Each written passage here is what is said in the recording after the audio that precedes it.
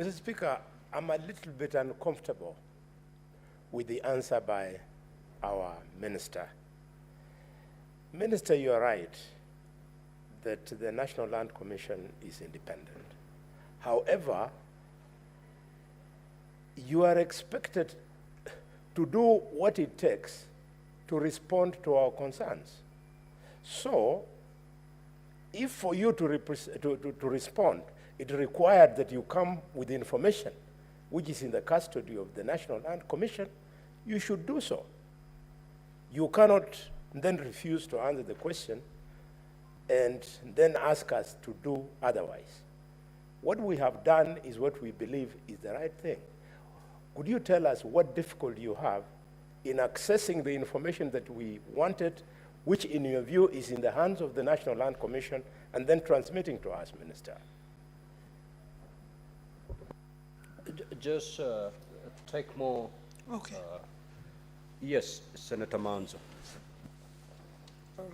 Mr. Speaker, under the Constitution, this House invites a Cabinet Secretary to come and respond on matters, on all issues under your ministry. You are the Ministry of Lands, and the National Land Commission, although it is independent, she could have as well have invited the National Land Commission to accompany her here, or have you written to the National Land Commission. The National Land Commission then should have responded in one way or another. Is there a letter that they have responded to you now that you are the one the Constitution expects to appear here on behalf of the National Land Commission?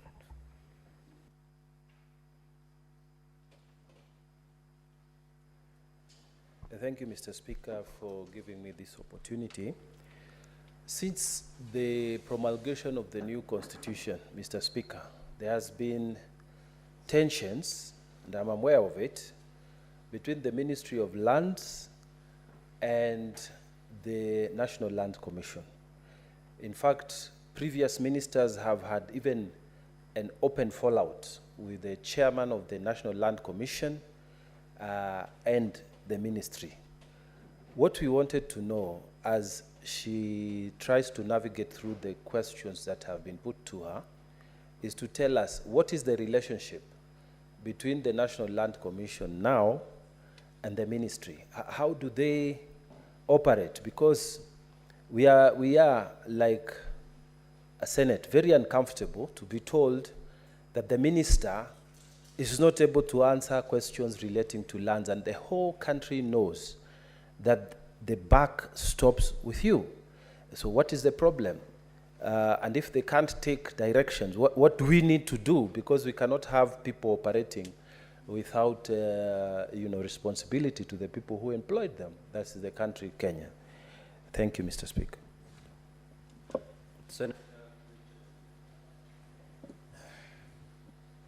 Thank you, Mr. Speaker. I sincerely would like to reiterate and support what Honorable Mungatana said and what actually Madam Beatrice, Senator Beatrice is talking about. Madam CS, the problem we have, I'll give you an example. There are individuals in Uasin Gishu County who provided their land so that the expressway could be done on the southern part of Eldoret town. They gave out their land about 8 years ago, Mr. Speaker. This was a group of about 12 individuals.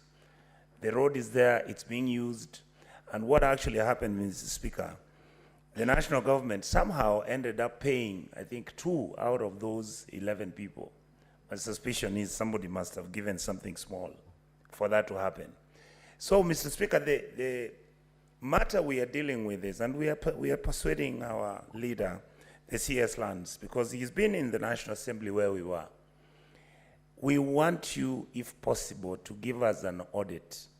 How many pieces of land are controversial, that have had issues between the National Land Commission and owners, National Land Commission, I'm sure there's SGR, National Land with Kenya Railways, National Land with government departments, so that even when the NLC is not able here to come and give us the lists, surely they could have given you the list. Surely they would have told you which ones are controversial. Because the feeling we are having is you are moving away from your very critical responsibility.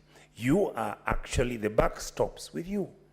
And therefore for us, for you to tell us that the National Land Commission is the one which has not given you the numbers and the names and the figures, therefore have nothing to do with it, Madam C has given you a history for being a performer, then it means we would have to start saying how you've been defeated to do your work and your job, which you are very highly qualified to do. Thank you, Mr. Speaker. Honorable CS, you may now proceed to respond.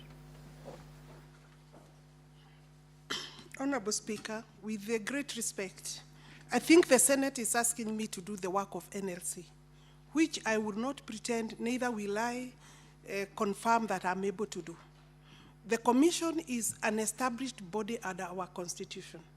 If you look at the questions that you are asking, when I come here, I should be in a position to take responsibility of the information that I bring to this plenary, Honorable Speaker. And therefore, if you ask me to provide all parcels that have been compulsorily acquired by government agencies since 2013, you are asking me to bring information that has been processed by an agency that is not under me. It has nothing to do with land, because if you look at my mandate, it's not about compulsory acquisition. I think that the Senate is in a position to summon NLC, even if not to the plenary. We have requested that it is not that I have any issue or unable to do my job, but I am honest in terms of saying this is not my mandate. This is not, they are not officers that are accountable to me. You know, if you look at my department, this is a fourth arm of government, Honorable Speaker, established with specially. So I may ask them suffering from that as a barrier or as an issue. I really don't want to say that we have an issue. I really don't want to say that we have that. That is not any, it's not that I cannot get this information. And I have said I have actually written. But even as I wrote, I knew that the right answer that I'll bring here, that this House can take on, is to request that this House gets the information from the constitutionally mandated body, who you can hold accountable, you can interrogate their list, you can interrogate the compensation. I don't handle their compensation at any time. And therefore, I think I will really beg to be released from that request, because it's not my responsibility. No, Honorable. I think the last one was by Onyonka. Am I defeated? I believe I have answered that. And I think all the questions relate to why am I not bringing this information. I think it is also to own. If I bring this information, Speaker, I should be able to own and take responsibility. And I wouldn't, because it is not work within my ministry. Now, Honorable CS, you see, in our standing orders, it is only the CSs that are mandated to respond to questions. Yes, I'm aware. By the honorable senators. Not a chairman of a parastatal, not a chairman of a commission. And everybody is answerable to Parliament, including the so-called independent commissions. Now, the challenge is the Senate cannot have the chairman of that commission take the podium that you've just taken for purposes of responding to these questions. And therefore, they have to respond to these questions through the parent ministry. Now, we do understand that the commission, NLC, is not answerable to the ministry. But the question is not by the ministry. That question is by the Senate, by Parliament. So for them responding to that question does not in any way mean that they are answerable to the ministry. You are just a conveyor belt for purposes of giving us that information from NLC. So we had expected, because NLC is not the only independent commission. There are a number of them. And any questions directed to such commissions is always, the information is brought to the House by the parent ministry. So you need to let NLC know that by providing information to the Senate through you does not mean that they're answerable to the ministry. The ministry is only conveying that information to the Senate because we cannot have the commission come to the Senate for purpose of responding to our questions. And therefore, you need to make them understand that the ministry, by seeking NLC to provide information, is not interfering with their mandate. Neither is the ministry saying you're answerable to us. Let them give you the information, and as you come to the Senate on matters relating to NLC, have them tag along so that they sit with you and provide any supplementary information that is required. They cannot hide behind that argument that we are independent and therefore we cannot give the minister information. Because if that were the case, how are we going to get information if not through the ministry? And this government has three arms of government: the executive, the judiciary, and parliament. Independent commissions cannot purport to be a fourth arm of government. They cannot. So they have to provide that information through you, and next time you're coming to respond to these questions, because we're going to defer this question. Next time you're coming for purposes of responding to these questions, NLC will have to come along with you. Of course, the committees can do their work as you have suggested. They can summon NLC, but for purposes of responding to questions, they have to know that we can only do that through the parent ministry and through the parent CS, that is you.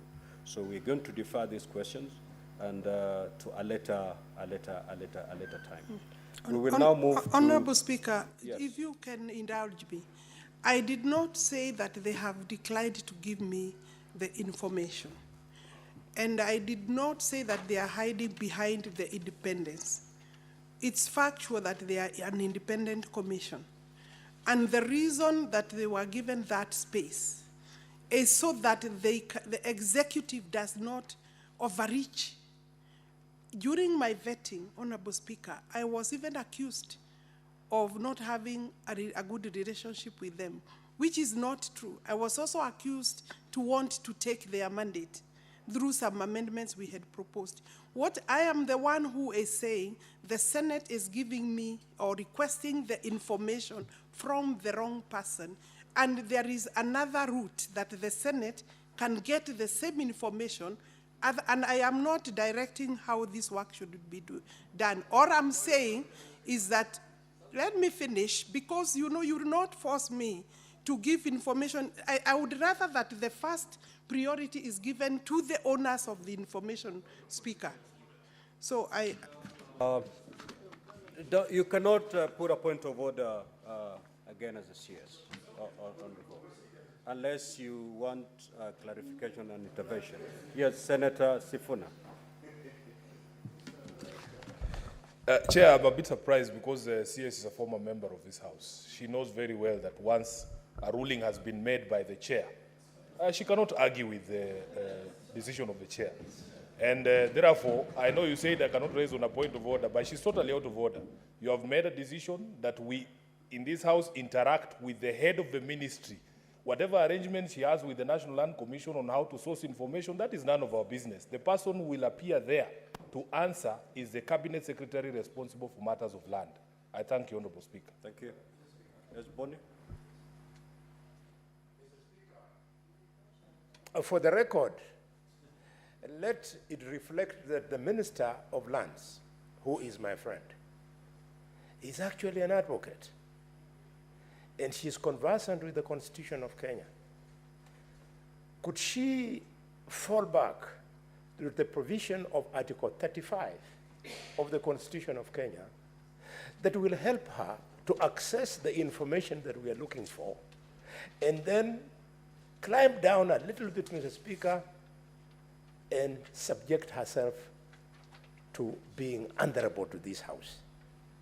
Minister, as a senior member of government, equally because I'm also a senior member of government, we are expected to make it easy for government to deliver. And therefore, when either the Speaker or the Minister then becomes argumentative and defensive, could the Minister clarify what she is defending? All we want is information, Mr. Speaker. Mr. Speaker, I propose that you direct the Minister to go back and come back with a proper question, nothing less. Now, Honorable CS, I think I've already made a determination on this matter. Now, just have your seat, Honorable CS. Just have your seat. We want to help you navigate this, this matter. Now, you did very well because immediately you got the question, you wrote to NLC to provide the information, to provide you with the information that is required by Parliament. But NLC has not responded to your letter. Had they responded to your letter, today you'll be giving us that information. So don't take a blame where you know the person to really blame. Because one, you did the right thing.